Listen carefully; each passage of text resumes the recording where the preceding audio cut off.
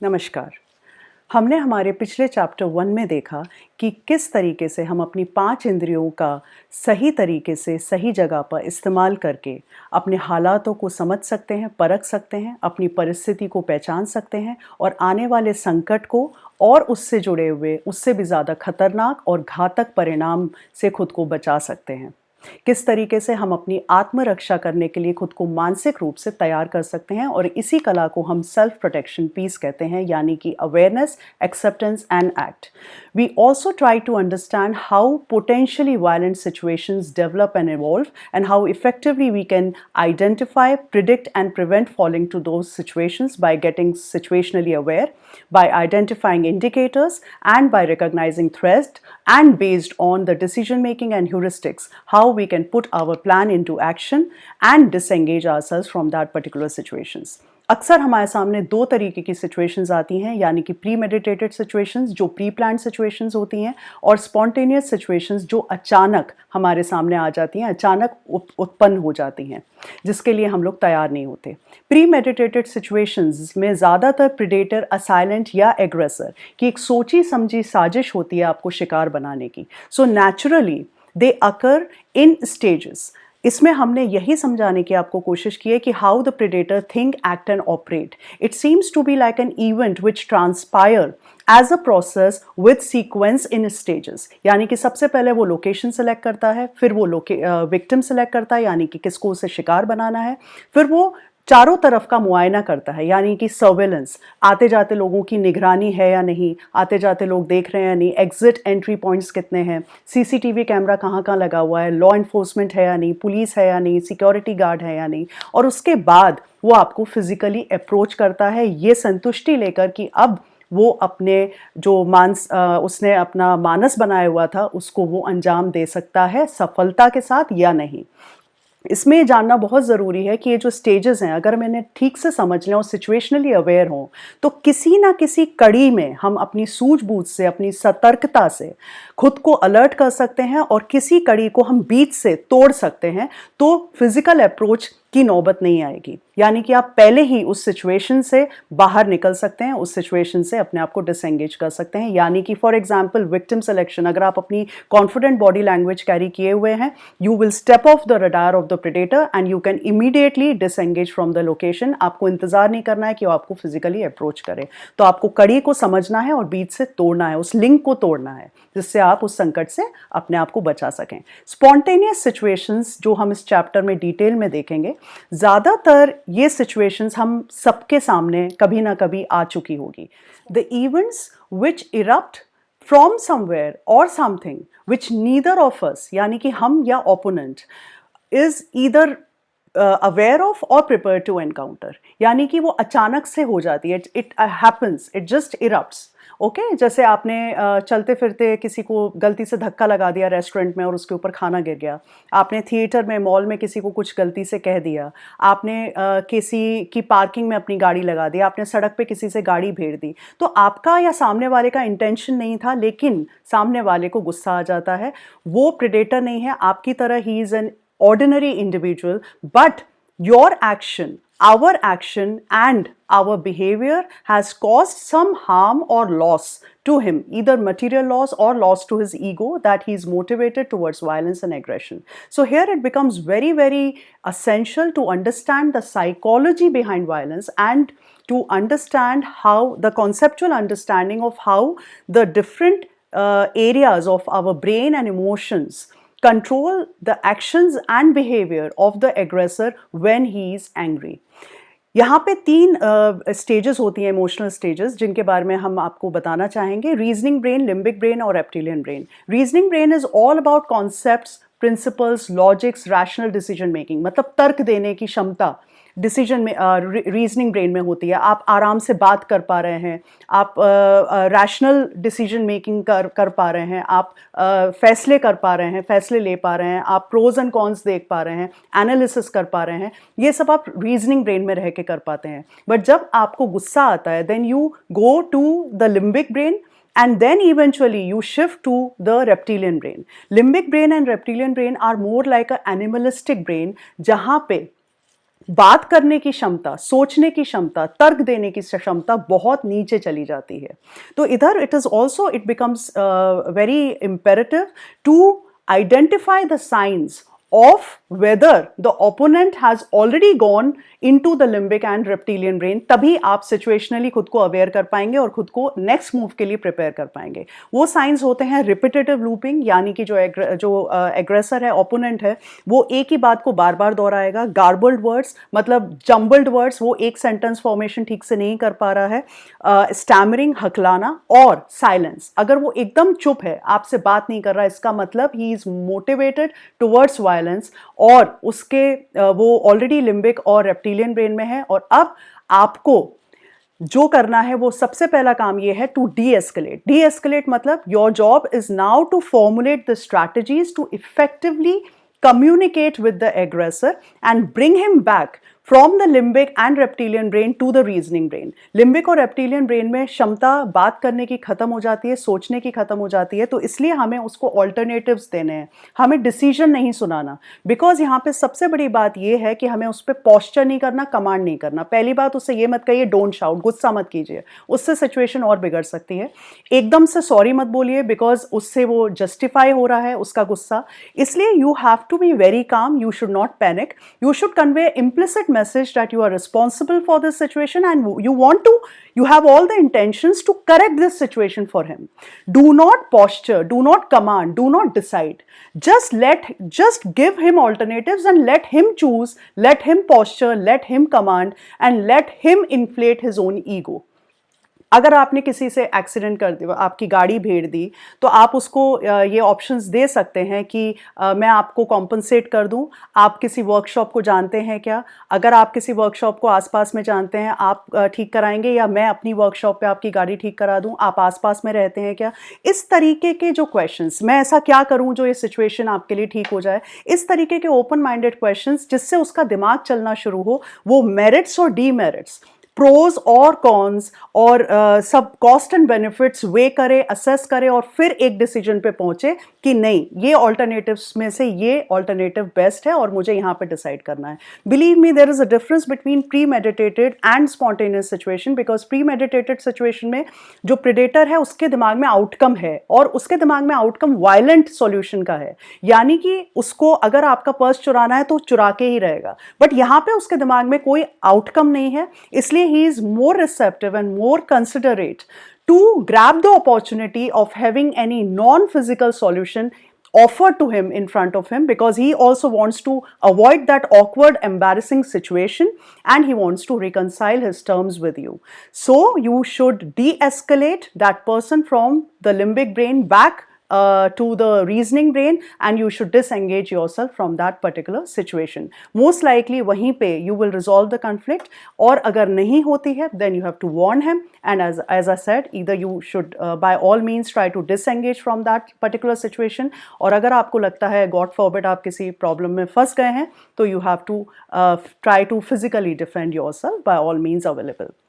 Chapter 1 chapter 2 के जो major take Awez हैं वो हमने यहाँ पे समराइज करने की कोशिश की है। Never be in a state of denial, as I said we should always be positive, but over optimism leads to recklessness। और यहाँ पे हम बात कर चुके हैं कि awareness, acceptance और act, ये स्टेज होती है। तो acceptance अगर नहीं होगी तो आपका अवेयरनेस भी अगर किसी सिचुएशन की है लेकिन आप मानने के लिए तैयार नहीं है कि मैं ही टारगेट बन सकती हूं, तो how you will prepare yourself to disengage. So it is very important to prepare yourself to face any situation and then only you can disengage from that particular situation. Situational and self-awareness, if we have the knowledge and information about our personal safety skills and about the situation, about the elements present in the environment, it is very easy for us to identify the warning signs of the attacks and to circumvent that particular situation. Situation determines solution. You have to make a very dynamic risk assessment of a particular situation before making any judgment and before acting upon it. You have to make an assessment and then you have to, based on the circumstances given, you have to disengage from that particular situation. You need to carry a very confident body language always, invariably. Your voice should be very confident, because in that by carrying a very confident posture and body language, you seem to be more aware and better prepared to face the predator, assailant or aggressor, and in a way you give a warning to your opponent that you are not an easy target. Make the person in anger to reason. We have seen here how we have to de-escalate and disengage ourselves from a particular situation. Disengage wherever possible. We have also seen that how we have to, once we are situationally aware, we should first, at first instance, try to avoid physical confrontation, and we need to disengage from that particular situation. Awareness, acceptance and act. 3 A's. This is the most important thing. We need to assume 3 A's. सामने वाला armed हो सकता है, उसके पास weapon हो सकते हैं, हथियार हो सकते हैं, सामने वाला असिस्टेड हो सकता है, एनवायरनमेंट में आसपास में कुछ ऐसे लोग हो सकते हैं जो उसकी मदद के लिए मौका पड़ने पे आ सकते हैं, यानी कि वो अगर एक एग्रेसर है तो मल्टीपल एग्रेसर का केस हो जाएगा, जहां पे आपको हैंडल करना बहुत डिफिकल्ट हो सकता है. And third, he could be able, उसको वो वेल ट्रेंड हो सकता है सेल्फ डिफेंस टेक्निक्स में. तो इसलिए आपको physical confrontation at first instance you should always avoid. And if physical confrontation is going to happen, you need to maintain a control range. You need to control the range between you and the attacker, so that you buy some time to get yourself warned about his actions and to prepare yourself for the next move, and you can easily you can increase your survival chances to disengage from that particular situation. Act fast without wasting time. Once you are situationally aware, once you have recognized the threat, you should not waste your time. You should immediately disengage yourself from that particular location. और अगर आप किसी situation में फंस जाते हैं तो आपको कुछ टेक्निक्स हैं जिनको इस्तेमाल करना है, लेकिन फिर वेट नहीं करना है, आपको तुरंत उस सिचुएशन से निकल जाना है, आपको डिसएंगेज करना है. Carry essentials in your purse. In chapter 1 we have educated you with some basic tips and techniques, and along with that we have also suggested you some very small but essential items which you can always carry in your handbag, which can increase your chances of disengaging yourself from any violent situation and increase your survival chances. You can also look around for the objects and elements in the environment which you can use as obstacles and your defensive weapons to disengage yourself. Educating children. With the rising insecurity and crime, it becomes very imperative and essential and indispensable for all the parents to educate their children with the awareness tool. यानी कि उनको अपने बच्चों को इस तरीके से तैयार करना चाहिए, इससे पहले कि हालात हमारे बच्चों को बदले, हमें अपने बच्चों को बदलते हालात के लिए तैयार करना चाहिए. उन्हें हमें बताना चाहिए, बेसिक एजुकेशन देनी चाहिए कि कभी भी वो किसी सिचुएशन में होते हैं तो उन्हें किस तरीके से अपने आप को, अपने 5 senses they need to keep open, and they need to get aware of the situation, aware of the environment and the surroundings around them, and once they recognize threat, उन्हें किस तरीके से उस situation से at first instance बाहर निकलना है. So we need to educate our children with basic tips and techniques of self-defense. They should not panic, they should not freeze, they should bear a confident body language, and they should have that confidence in them कि नहीं, हम इस situation से आसानी से बाहर निकल सकते हैं. सतर्क रहना हमें उन्हें सिखाना है, सक्षम बनाना है, और उनकी खुद की सुरक्षा की जिम्मेदारी उठाने के लिए उन्हें काबिल बनाना है. Last but not the least, ego versus survival. कभी कभी बात हमारी चीज़ों की नहीं होती, कभी कभी बात हमारे लिए लाइफ थ्रेटनिंग नहीं होती. सामने वाला ना हमारी चीज़ों में इंटरेस्टेड होता है, ना हमें फिजिकली हार्म करने में इंटरेस्टेड होता है. It is just about humiliation, आपकी बेइज्जती करना, आपको नीचा दिखाना. But when it comes to humiliation, bullying or intimidation, I must suggest strongly that please let it happen. Don't indulge yourself in any physical confrontation, because हमने अभी देखा कि हमें 3 A's assume करने चाहिए. They can be armed, they can be assisted, or they can be abled. Or the first and the foremost thing we should always keep in mind that our survival is more important than our ego. हम अगर किसी social group में भी होते हैं, family के साथ भी होते हैं, और ऐसी कोई सिचुएशन आती है, हम पे बहुत सोशल प्रेशर होता है, लेकिन हमें फिर भी उस सिचुएशन में we should not link any act of ignoring and circumventing that particular situation to cowardice. It is not cowardice, it is your prudence, because you have to reach home safely because your family is waiting for you. There is a famous saying by Gabriel Snyder: people fight for two things, ego or survival. But when it comes to ego, be a bigger man on that. Now, after a very extensive and exhaustive theoretical and practical research, we have shortlisted and brought to you a few very basic, effective, easy escapes and self-defense physical techniques, which we will be including in our forthcoming video, which you can watch in our forthcoming video, and this will increase your survival chances and your chances to disengage from any particular combat situations, because यहाँ पे हमने वो normally situations cover करने की कोशिश की है कि जिस तरीके से लोग आपको at first instance पकड़ते हैं, यानी कि हाथ पकड़ना, hair grab, बाल पकड़ना, हाथ पकड़ना, hand grabs, या पीछे से कोई आपको पकड़ ले, तो उस सिचुएशन में आपको किस तरीके से बाहर निकलना है। और यहाँ पे एक बात और मैं बताना बहुत ज़रूरी समझती हूँ, that intentionally I have myself performed all these techniques because I strongly believe in the famous maxim, preach that you practice. So here I am doing it all by myself, and I have intentionally done this because I intend to convey a message to all the women who are watching this video, who are sitting out there and watching me right now, that you are not an ordinary person, you are an epitome of Shakti. Hi. Self defence को effective बनाने के लिए हमें दो चीज़ों को याद रखना बहुत ज़रूरी है। पहला, हमारे खुद के स्ट्रॉन्ग पॉइंट्स, हमारी स्ट्रेंथ्स, और दूसरा, हमारा सामने वाला यानी कि ओपोनेंट, प्रेडेटर, एग्रेसर या assailant, the person who wants to harm you, उसके वीक पॉइंट्स, उसकी वीकनेसेस।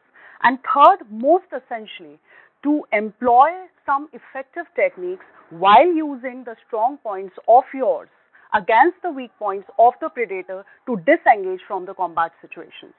हमारा सर, हमारा एल्बो यानी कि कोनी, हमारे हाथ, हमारे नीज, घुटने और हमारे toes, these are our strengths. And most importantly, हमारी body language, हमारी voice, which needs to be very, very confident. हमारे हाथों को हम in itself, our hand is a very effective tool or weapon. हमारे हाथों को हम बहुत तरीके से यूज कर सकते हैं. Like this is known as a knife strike. When we join our index finger and the middle finger, this is known as a spear strike. This is the fish hook. This is the thumb strike. ये एक normal punch है, an ordinary punch, but this अगर हम middle finger को थोड़ा सा protrude करते हैं, ये बाहर की तरफ निकालते हैं, this is known as a knuckle punch. Okay, and this is mostly used when we need to target or strike the pressure points on the predator's body. This is claw attack. Now let's have a look on the weak points and the weaknesses on the predators. और हम सबकी body में strong और weak points होते हैं, but obviously यहाँ पे हम predator के weak points की बात कर रहे हैं. यहाँ पर जो temple होता है, this is the softest location of the body because यहाँ पे 4 bones from the skull fuse together. So अगर आप यहाँ से knuckle से इधर strike करते हैं, this point जिसे हम हिंदी में कनपट्टी बोलते हैं, अगर हम इधर से जोर से स्ट्राइक करते हैं या इस जगह से पाम से इस जगह से हम जोर से स्ट्राइक करते हैं, we actually send the predator into dizziness या डिसोरिएंटेशन. डिजीनेस मतलब उसको तुरंत चक्कर आएंगे, डिसोरिएंटेशन उसे समझ में नहीं आएगा कि क्या हो रहा है, ही will be distracted and you in a way will subdue the attacker and you can disengage from the situation. Similarly eyes पे हम इस तरीके से थंब अटैक करते हैं, thumb strike. Okay, you can insert the eyes and you can restrict the vision of the predator. Nose, again, if you blow the nose, if you punch the nose, it will distract the attacker and you can disengage from the situation. Ear, अगर हम हाथ को cup shape की तरीके से repeatedly यहाँ पे ear पे hit करेंगे, तो you will restrict the hearing of the predator. Again, he will be distracted and you can disengage from the location. This again is a jaw. यहाँ पे हम इस तरीके से hit करते हैं. This again is a weak point. यहाँ पे tremendous pain होता है. You will also notice there is one plunder gap between the two collarbones, the right and the left collarbone in the base of the neck. Okay, so this is a plunder gap. अगर अपन यहाँ पे spear strike करते हैं जोर से इस point पर, तो यहाँ पे you are actually striking the windpipe of the predator. So वहाँ पे आप temporarily प्रेडेटर को अगर ट्रिमेंडस फोर्स से यहाँ पे स्ट्राइक करेंगे, you are temporarily actually blocking, choking and restricting his breathing capacity. तो वहीं पे वो या तो फेंट हो सकता है या उसको बहुत जोर से पेन होगा and he will knock down to the ground. This portion, there is one nerve here which is the carotid artery. This अगर यहाँ पे आप knife strike करते हैं इस जगह पे गर्दन की साइड पे, if you chop on the side of the neck with the knife strike with tremendous force, this carotid artery sends the oxygen supply to the brain. So you are in a way hindering the oxygen supply to the brain, or again you will send him to disorientation and dizziness. This is a radial nerve which starts from between the biceps from here and it travels through to the base of the thumb. ऐसे ये इस तरफ जाती है, तो यहाँ पे भी बहुत सारे नर्व एंडिंग्स होती हैं, तो यहाँ पे ट्रिमेंडस पेन होता है अगर आप इधर नकल पंच करते हैं या आप नाइफ स्ट्राइक करते हैं या इस पोर्शन पे, तो प्रेडेटर का जो ग्रिप होता है वो वीक हो जाता है and he will be distracted, he will be in tremendous pain and you can disengage from the situation. This is solar plexus, इधर जो गैप होता है, अभी यहाँ पे मैंने प्लेंडर गैप के बारे में बताया था, this is a solar plexus जो यहाँ पे गैप होता है at the base of the chest and it is in the pit of the stomach. This again causes disruption in the breathing of the predator and he will be in utmost discomfort to leave you immediately. You can also hit the predator between the legs, that is the groin part. Okay, then we have one nerve, this is known as the sciatic nerve on the thighs, just above the knees, 3 to 4 inches above the knee, यहाँ पे side में inner and outer thigh, यहाँ पे बहुत सारी, it has a complex structure of many nerve endings. And this again above the ankle is a tibial nerve. यहाँ पे भी बहुत सारे nerve endings का एक complex structure होता है जो which can send, if you hit somebody with your knee here or there, you can send the predator in tremendous pain and discomfort and he will leave you again immediately and you can get out of the combat situation. Having said so, the most commonly observed patterns through which a predator approaches you, we are going to see here, और किस तरीके से आपको उसको face करना है.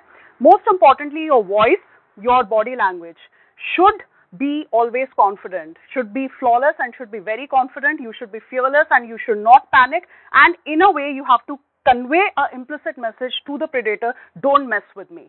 Okay, and you are not an easy target. So the moment you see somebody is approaching you in your personal space, you have to first warn him, stop.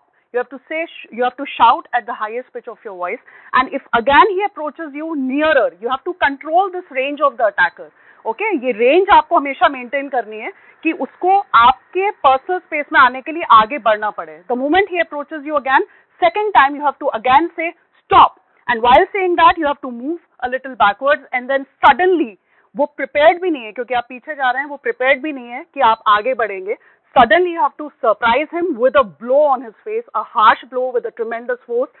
Okay, with this you can either hit the jaw, you can blow anywhere, you can strike any part of the face, and you can hold him tight, you can hit on the groin, you can hit here with your knee, you can hit here with the toes on the tibial nerve. The moment he suffers the blows, उसका जो हाथ है reflex action इस तरफ होगा और वैसे ही आप किसी भी एक्सपोज पार्ट पे स्ट्राइक कर सकते हैं. नॉर्मली हम देखते हैं कि सड़क पे अगर हम जाते हैं तो लोग हमारा हाथ इस तरीके से पकड़ते हैं. You don't have to do anything, you have to straight away with tremendous force. आपको कान की तरफ इस हाथ को सीधा करना है, पहली बात कड़क करना है और कान की तरफ लेके जाना है. ओके, अगर क्रॉस हैंड किसी ने आपको ग्रैब किया है, you don't have to do anything. इस हाथ को आपको इस तरीके से लाना है and you have to try to make coordination of your body movement along with the movement of your hand. And you have to be very prompt, very quick while doing this. Okay? If somebody has grabbed you like this, you have to swing this arm over the predator's hand along with your leg movement, and it has to be in coordination, in synchronization, and very quick and very swift. You can blow him with the elbow, you can strike him like this with your elbow on his face, on the groin, anywhere. अगर किसी ने आपको इस तरीके से पकड़ा है, आपको पोजीशन अपने हाथों की ऐसे बनानी है as if you are gathering a sand, and ये हाथ आपका इस तरफ जाएगा और again with a force. okay, along with the body of your, the movement of your body, like this, and again you can punch. अगर किसी ने आपको पीछे से पकड़ा है, आपको तुरंत एक प्रेशर के साथ सडन मूवमेंट लेना है in the opposite direction, like this. अपने आप ग्रिप छूट जाएगी and you can run away from that situation, from that location. If somebody is carrying an arm, as I said, this is a radial nerve, this has many nerve endings, और अगर आप इसको pressure करते देते हैं, इसको press करते हैं, तो कहीं ना कहीं उसका जो ग्रिप है between the hand and the weapon and the fingers will weaken and he will drop the weapon. So you have to hold him tight here and you have to bend his arm. Okay, you have to bend his arm suddenly so that he drops the gun and you can disengage yourself from the situation. Normally कई जगहों पे हम देखते हैं कि बाल पकड़ के लोग आपको खींचते हैं. One thing you have to remember, don't struggle in the opposite direction. जिस तरफ predator आपको खींच रहा है, आपको उसी direction में जाना है. You have to hold his hand with your hand. You have to take control of his movement, body movement, और इस तरीके से ये हाथ swing करके लेके जाना है. And you can with your knee, आप यहाँ पे हिट कर सकते हैं. With your knee you can push him like this, घुटने के पीछे से, so that he may you can knock him down to the ground. Again, okay? एक हाथ से यहाँ पकड़िए और swing करके और इधर आप मार दीजिए, तो he will knock down on to the ground and you can flee from the situation. If somebody is strangulating you, again जैसे hair grab में अपन ने किया, दोनों हाथों को swing करना है. Okay? You don't have to do anything. It is effortless if you do it very quickly, very promptly, and with lot of confidence and force. Right. Another one is, दूसरी technique है कि आप suddenly अपना जो sir है वो नीचे से लेके जाएं यहाँ पे, like this. His grip will weaken immediately, and he will not realize what has happened, and you can immediately disengage yourself from the situation. Then there is one back triangle. अगर किसी ने आपका गला पीछे से पकड़ा है, आपको अपने हाथों से उसका हाथ इस तरफ ग्राउंड की तरफ पुश करना है. You have to drop your weight to the ground. You have to be in the squat position like this. Okay, और आपकी नेक, आपका फेस इस तरफ, सो दैट वो चोक नहीं हो. अगर आप इधर रखेंगे तो आप चोक हो जाएंगे, like this. Then you can turn like this and you can drop him to the ground again. You can knock him down to the ground like this, this and okay. Another technique, अगर किसी ने आपको जोर से इस तरह पकड़ा है, आप अपना ये पैर जो इस साइड का यहाँ ओपनिंग है, तो you can move out from this side. Okay, you can move out from here. तो इधर का पैर आपको आगे रखना है और ये वाला पैर को बीच से लेके जाना है, like this. Okay.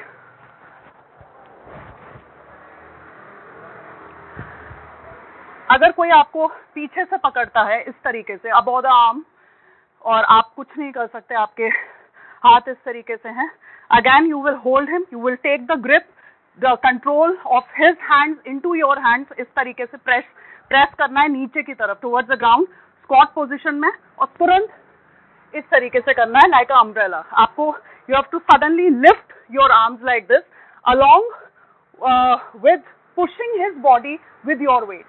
Like this, okay? Both has to be at the same time. Pull, push towards the ground, take control of his grip, squat, and his grip will weaken and you can disengage.